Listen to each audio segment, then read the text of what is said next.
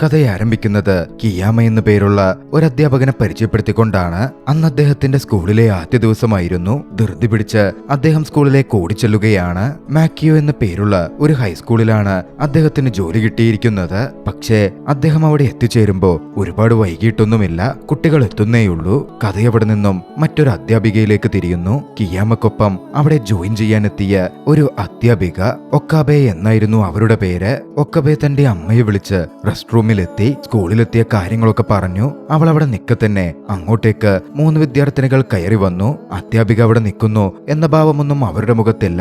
അവരവരുടെ തോന്നിവാസമൊക്കെ പറഞ്ഞു നിൽക്കുകയാണ്. കൂട്ടത്തിൽ ഒക്കാബെ ഒരു കാഴ്ച കൂടി കണ്ടു. കൂട്ടത്തിൽ ഒരു വിദ്യാർത്ഥിനി സിഗരറ്റ് എടുത്ത് പുകയ്ക്കുന്നു. ഇതേ സമയം സ്കൂളിലേക്ക് എത്തിയിരുന്ന കിയാമയും മറ്റൊരു കാഴ്ച കണ്ടു. 3 വിദ്യാർത്ഥികൾ ചേർന്ന് അവിടെ തൂപ്പുകാരനായി നിന്നിരുന്ന ഒരു വ്യക്തിയെ ഉപദ്രവിച്ചുകൊണ്ടിരിക്കുന്നു, കളിയാക്കിക്കൊണ്ടിരിക്കുന്നു. കിയാമ അങ്ങോട്ടേക്ക് ചെന്നു. വൈകാതെ ആ പയ്യന്മാരും പോയി. അപ്പോഴാണ് ഞെട്ടലോടെ കിയാമ ഒരു കാര്യം മനസ്സിലാക്കുന്നത്. പയ്യന്മാർ ബുള്ളി ചെയ്തപ്പോ തിരികെ പ്രതികരിക്കാതിരുന്ന പ്രായമേറിയ തൂപ്പുകാരനായി നിന്നിരുന്ന ആ വ്യക്തിയുണ്ടല്ലോ, ആ വ്യക്തിയാണ് ആ സ്കൂളിന്റെ പ്രിൻസിപ്പൽ. അത് തിരിച്ചറിഞ്ഞതും അദ്ദേഹത്തെ ബഹുമാനപൂർവ്വം കിയാമ വണങ്ങി. വൈകാതെ സ്കൂൾ ജിമ്മിൽ മീറ്റിംഗിന് വേണ്ടി സ്കൂൾ കുട്ടികൾ ഒന്നിച്ചു ചേർക്കപ്പെട്ടു. കിയാമയെയും ഒക്കാബയെയും സ്കൂളിലെ കുട്ടികൾക്ക് പരിചയപ്പെടുത്തലാണ് ആ മീറ്റിംഗിന്റെ ലക്ഷ്യം. പക്ഷേ കുട്ടികൾക്ക് അങ്ങനെ ഒരു ഭാവമേയില്ല.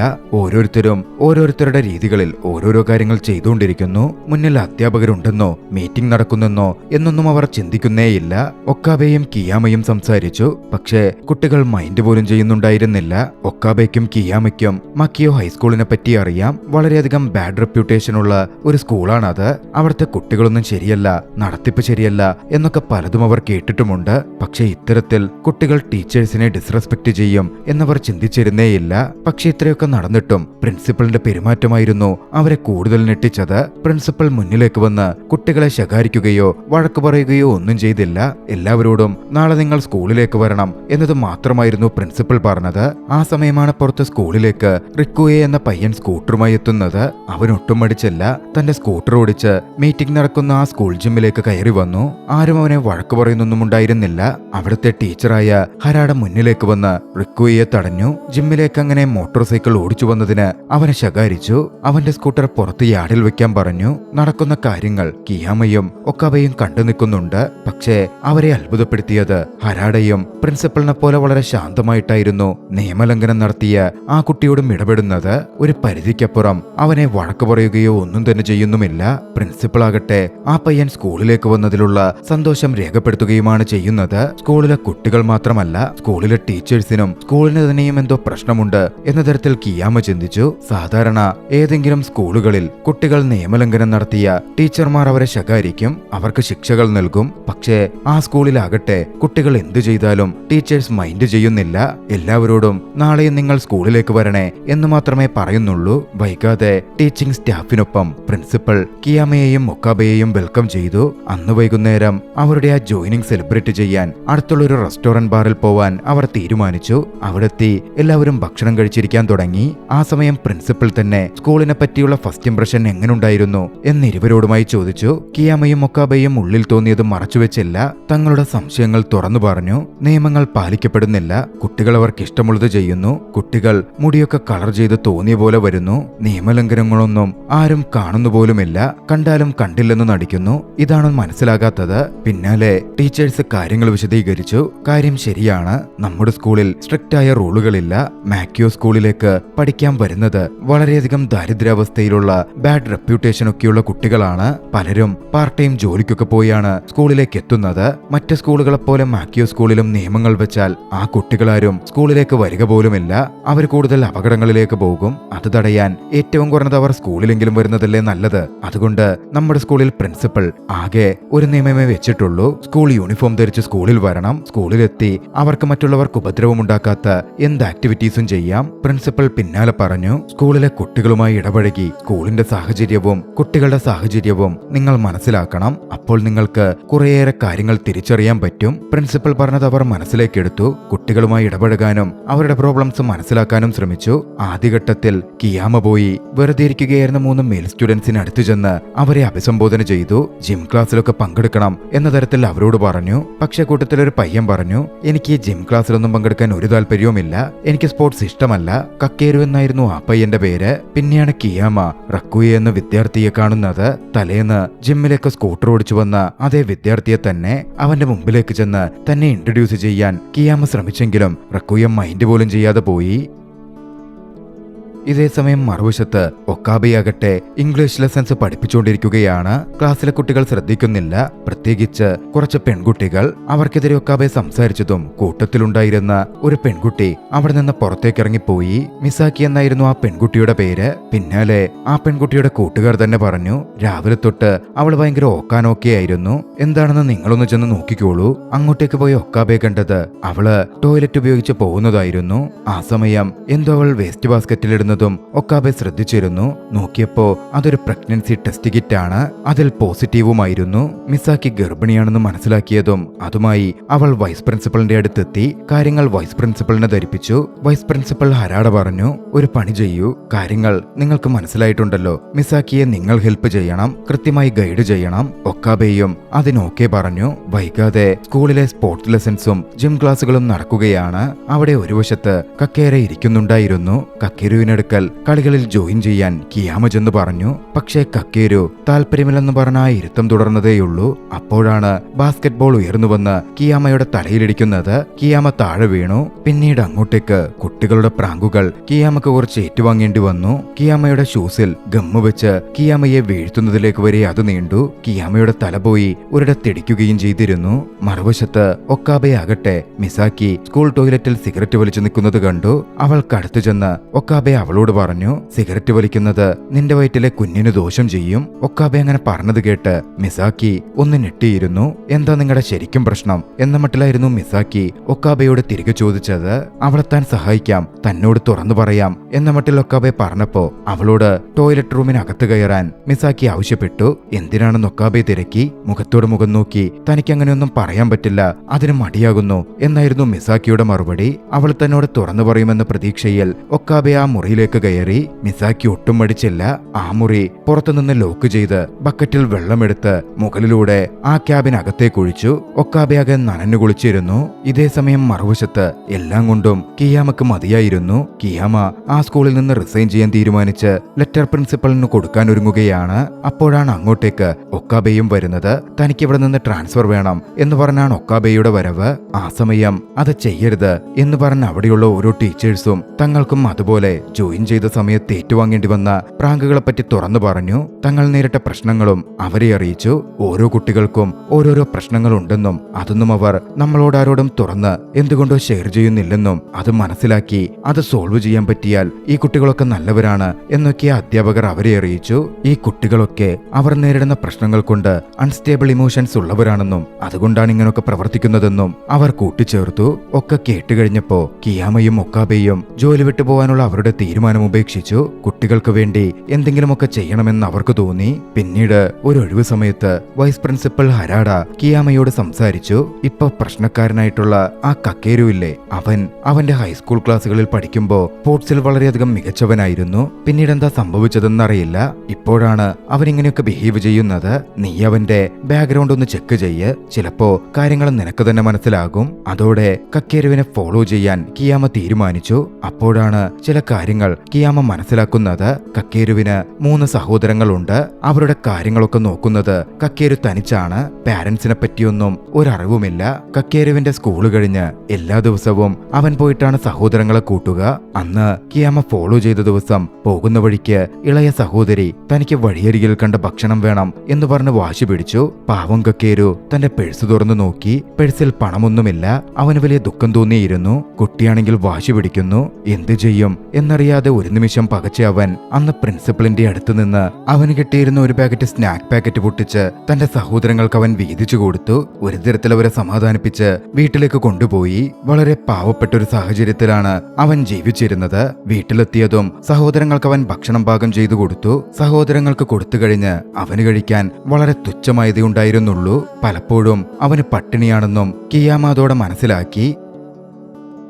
അടുത്ത ദിവസം കിയാമയും ഒക്കാബയും വീട്ടിലേക്ക് ഒന്നിച്ചു പോകുമ്പോ സന്ധ്യാസമയത്ത് തെരുവിലൂടെ തല്ലേറ്റ പാടുകളുമായി അവരുടെ വിദ്യാർത്ഥി റക്കുയ നടന്നു പോകുന്നത് കണ്ടു. റക്കുയ വല്ലാതെ വിറയ്ക്കുന്നു പോലും ഉണ്ടായിരുന്നു. എന്താ സംഭവിച്ചത് എന്ന് റക്കുയക്കടുത്തെത്തി കാര്യമന്വേഷിക്കാൻ അവർ ശ്രമിച്ചു. ഞാനൊന്ന് വീണതാ എന്ന് മാത്രം പറഞ്ഞ് വല്ലാത്തൊരു ചിരിയോടെ റക്കുയ അവിടെ നിന്ന് മുമ്പോട്ടേക്ക് പോയി. അടുത്ത ദിവസം സ്കൂളിലെത്തിയ കിയാമ മറ്റധ്യാപകരോടും മറ്റും റക്കുയെ കണ്ട കാര്യവും റക്കുയ എന്തൊക്കെയോ ഒളിക്കുന്നുണ്ടെന്നും പറഞ്ഞു. അന്ന് റക്കുയെ കണ്ട ടീച്ചേഴ്സൊക്കെ അവനോട് സിമ്പതിയോടെ പെരുമാറി പരിക്കേറ്റതിൽ അവർക്കുള്ള ദുഃഖം അറിയിച്ചു. ഇതേസമയം മറുവശത്ത് ഒക്കാബോ വീണ്ടും മസാക്കിയെ കാണാനെത്തി. മസാക്കിക്കടുത്ത് അവളുടെ പ്രഗ്നൻസി ഡോക്ടറെ കാണിക്കണമെന്നും വേണ്ട കാര്യങ്ങൾ ചെയ്യണം എന്നും ആവശ്യപ്പെട്ടു. മസാക്കിക്ക് തുറന്ന് സംസാരിക്കാൻ വേണ്ടി അവൾ ബാത്റൂമിനകത്ത് കയറി സ്വയം ലോക്ക് ചെയ്തു. പക്ഷെ ഇത്തവണ അവളെ ഉപദ്രവിക്കാതെ മസാക്കി മുമ്പോട്ട് നടന്നു പോവാൻ ആരംഭിച്ചു. പക്ഷെ അകത്തുനിന്ന് ഒക്കാബോ വിളിച്ചു പറഞ്ഞു, ഞാൻ നെറ്റിലൊക്കെ നോക്കിയിരുന്നു. നിന്നെ സഹായിക്കാൻ വേണ്ട കാര്യങ്ങളൊക്കെ ഞാൻ മനസ്സിലാക്കുന്നുണ്ട്. ഇനി നിനക്ക് ഡോക്ടറുടെ അടുത്ത് പോവാൻ കൂടെ ഒരാൾ വേണമെങ്കിൽ അതിന് വരാനും ഞാൻ തയ്യാറാണ്. അത് കേട്ടതും പോവുകയായിരുന്ന മസാക്കി ഒന്ന് നിന്നു. തനിക്കെന്തായാലും കുട്ടിക്ക് ജന്മം കൊടുക്കണം എന്ന് മസാക്കി പറഞ്ഞു. കിയാമ അന്ന് കക്കീരുവിന്റെ അടുത്തെത്തി ജിം അറ്റൻഡ് ചെയ്യാൻ വരാൻ പറഞ്ഞു. പക്ഷെ വയറിന് സുഖമില്ല എന്ന് പറഞ്ഞ് അവൻ ഒഴിഞ്ഞു മാറുകയായിരുന്നു. വിശപ്പാണ് അവന്റെ പ്രശ്നമെന്ന് കിയാമ മനസ്സിലാക്കി. അന്ന് കുറച്ചു കഴിഞ്ഞ് കക്കീര് പോകുമ്പോ കിയാമ അവന്റെ അടുത്തെത്തി അവനൊരു ബ്രെഡ് കൊടുത്തു. പക്ഷേ അത് കക്കീരു തട്ടിത്തെറിപ്പിച്ചു. കിയാമ അവനോട് ദേഷ്യപ്പെട്ടില്ല. താഴെ നിന്നും ആ ബ്രെഡ് എടുത്തു. പാക്കറ്റിലായിരുന്നത് കൊണ്ട് അതിനൊന്നും പറ്റിയിരുന്നില്ല. അത് വീണ്ടും കക്കേരുവിന് കൊടുത്തു പറഞ്ഞു, ഭക്ഷണം തട്ടിത്തെറിപ്പിക്കരുത്. അത്തവണ അതവൻ തട്ടിത്തെറിപ്പിച്ചില്ല. അവനത് സ്വീകരിച്ചു. പിന്നാലെയാണ് ഒരു ടീച്ചർ ഓടി വന്നത്. സ്റ്റാഫ് റൂമിലായിരുന്ന കിയാമക്കടുത്തു ചെന്ന ടീച്ചർ പറഞ്ഞു, ബ്ലാക്ക് ബോർഡിൽ നിങ്ങളെപ്പറ്റി എഴുതിയിട്ടുണ്ട്, എന്താണെന്ന് നോക്കുവാൻ. കിയാമ അങ്ങോട്ടേക്ക് ചെന്നു. വിശക്കുന്ന എല്ലാവർക്കും കിയാമ ബ്രെഡ് തരും എന്നായിരുന്നു എഴുതിയിരുന്നത്. പിന്നെ പറയണ്ടല്ലോ, ക്ലാസ്സിലെ കുട്ടികളൊക്കെ കിയാമക്കടുത്തെത്തി വിശക്കുന്നു ബ്രെഡ് താ എന്ന് ചോദിക്കാൻ ആരംഭിച്ചു. കിയാമക്ക് ഒടുവിൽ അവിടെ നിന്നിറങ്ങി ഓടേണ്ടി വന്നു. അന്ന് വൈകുന്നേരം റിക്കുയെയും കിയാമയും കണ്ടുമുട്ടി. കിയാമക്കടുത്തു ചെന്ന് അവജ്ഞയോടെ റിക്കുയെ പറഞ്ഞു, നിങ്ങളൊരു ഹിപ്പോക്രൈറ്റ് ആണ്. മറ്റുള്ളവരുടെ മേൽ സിമ്പതി കാണിക്കാൻ ഇഷ്ടപ്പെടുന്ന വ്യക്തി നിങ്ങൾ മാത്രമല്ല, എല്ലാവരും അങ്ങനാണ്. എല്ലാവർക്കും സിമ്പതിയേ ഉള്ളൂ. അതും പറഞ്ഞ റിക്കുയെ മുമ്പിലേക്ക് നടന്നുപോയി. അവൻ നേരെ പോയത് വീട്ടിലേക്കായിരുന്നു. അവന്റെ അമ്മ കുടിച്ച് ബോധമില്ലാതെ കിടക്കുന്നു. വീട് മുഴുവൻ അലങ്കോലമായി കിടക്കുകയാണ്. റിക്കുയ അവന്റെ അമ്മയെ തടയാൻ ശ്രമിച്ചു. പക്ഷേ അമ്മ അവനെ ഉപദ്രവിക്കുകയും വീട്ടിൽ നിന്ന് ഇറക്കിവിടുകയും ചെയ്തു. റിക്കുയ അന്ന് പുറത്തു പോയി ഒരു പാർക്ക് ബെഞ്ചിലായിരുന്നു കിടന്നത്. അടുത്ത ദിവസം സ്കൂളിലേക്ക് ഒരു കോൾ വന്നു. റിക്കുയുടെ വാലറ്റ് പാർക്കിൽ കിടന്ന് കിട്ടിയെന്ന് പറഞ്ഞൊരു വ്യക്തിയായിരുന്നു വിളിച്ചത്. റിക്കുയെ അന്ന് സ്കൂളിൽ വന്നിട്ടില്ല. അവനെ കോണ്ടാക്ട് ചെയ്യാനും പറ്റുന്നില്ല. എന്ത് ചെയ്യുമെന്ന് അധ്യാപകർ ചിന്തിക്കെ കിയാമ ആ ദൗത്യം ഏറ്റെടുത്തു. താൻ റിക്കുയെ കണ്ട് അവന്റെ പേഴ്സ് കൈമാറിക്കോളാമെന്ന് പറഞ്ഞു. അന്ന് വിളിച്ച വ്യക്തിയിൽ നിന്ന് പേഴ്സ് വാങ്ങി കിയാമ റിക്കുയെ കാണാൻ റിക്കുയുടെ വീട്ടിലേക്ക് ചെന്നു. അവിടെ എത്തിയപ്പോ അടികൊണ്ട് ചതന്ന മുഖവുമായി പുറത്തേക്കിറങ്ങുന്ന റിക്കുയായിരുന്നു അവൻ കണ്ടത്. വീട്ടിൽ അവന്റെ പാരന്റ്സ് അവനെ ഉപദ്രവിക്കുന്നു എന്ന് തിരിച്ചറിഞ്ഞ കിയാമ അത് ചോദ്യം ചെയ്യാൻ റിക്കുയുടെ വീട്ടിലേക്ക് ചെല്ലാൻ തുടങ്ങി. റിക്കുയ അവനെ തടയാൻ ശ്രമിക്കുന്നുണ്ടായിരുന്നു. പക്ഷേ അകത്തേക്ക് നോക്കി അവന് കാര്യം മനസ്സിലായി. റിക്കുയാകട്ടെ താൻ വീണതാണെന്നും തന്റെ അമ്മ തന്നെ ഉപദ്രവിച്ചിട്ടില്ല എന്നും പറഞ്ഞുകൊണ്ടിരിക്കുകയാണ്. കിയാമ പിന്നാലെ റിക്കുയെയും കൂട്ടിക്കൊണ്ട് അടുത്തുള്ള പാർക്കിലേക്ക് പോയി. അവിടെ അവനെ ഇരുത്തി ശരിക്കും എന്താ നടക്കുന്നത് എന്ന് പറയാൻ ആവശ്യപ്പെട്ടു. റിക്കുയ പതിയാണെങ്കിലും മനസ്സ് തുറന്നു. മദ്യത്തിനടിമപ്പെട്ട അമ്മ തന്നെ ഉപദ്രവിക്കുന്ന കാര്യവും ഒക്കെയും റിക്കുയ തുറന്നു പറഞ്ഞു. പക്ഷേ റിക്കുയയ്ക്ക് അവന്റെ അമ്മ മാത്രമേ ഉള്ളൂ. അമ്മയെ അവൻ ഒരുപാട് ഇഷ്ടവുമായിരുന്നു. കിയാമ റിക്കുയെ ഭക്ഷണം കഴിക്കാൻ കൂട്ടിക്കൊണ്ടുപോയി. അവന് നൂഡിൽസ് വാങ്ങിക്കൊടുത്തു.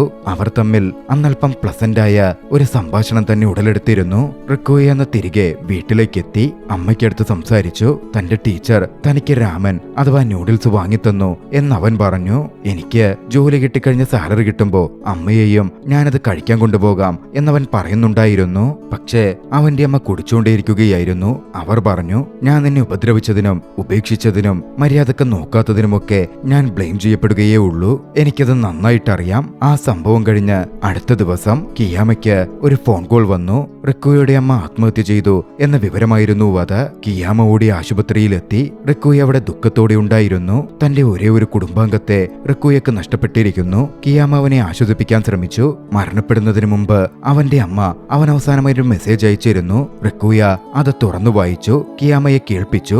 അവർ ചെയ്ത കുറ്റങ്ങൾക്കൊക്കെയും റിക്കുയോട് അവർ ക്ഷമ ചോദിച്ചിരുന്നു. താനൊരു മോശം അമ്മയാണെന്നും തന്നോട് ക്ഷമിക്കണം എന്നും അവർ എഴുതിയിരുന്നു. അധികം വൈകാതെ റിക്കുയയുടെ സ്കൂൾ മാറാനുള്ള പോകാനുള്ള അപേക്ഷ സ്കൂളിലേക്ക് എത്തി. അവൻ ആ നാട് വിട്ടു പോവുകയാണ്. ഇനി അവന്റെ ആന്റിക്കൊപ്പമാണ് ജീവിക്കുന്നത്. അത് കിയാമയെ ഒന്ന് ഞെട്ടിച്ചിരുന്നു. അന്ന് റിക്കുയെ കാണാൻ കിയാമ പോയി. സാധനങ്ങൾ പാക്ക് ചെയ്യാനും മറ്റും അവനെ സഹായിച്ചു. റിക്കയോട് കിയാമയും ക്ഷമ ചോദിച്ചു. നിനക്ക് ആവശ്യമായിരുന്നപ്പോൾ ഒന്നും എനിക്ക് നിന്നെ സഹായിക്കാൻ സാധിച്ചില്ല. ഒരു അധ്യാപകന്റെ ഡ്യൂട്ടി പൂർണ്ണമായി ഞാൻ നിർവഹിച്ചോ എന്നെനിക്ക് സംശയമുണ്ട്. എന്നോട് ക്ഷമിക്കണം. റിക്കുയെ പറഞ്ഞു. കുഴപ്പമൊന്നുമില്ല.